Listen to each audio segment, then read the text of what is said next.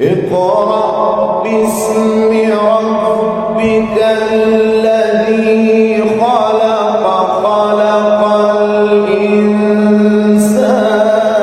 من علق اقرأ وربك الأكرم الذي علم بالقلم علم الإنسان ما لم يعلم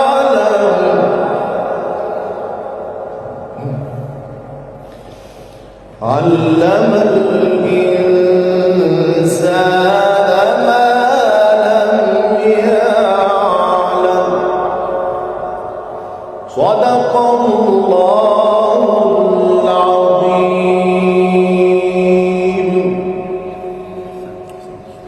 صدق الله العظيم. ثم أروع المشاعر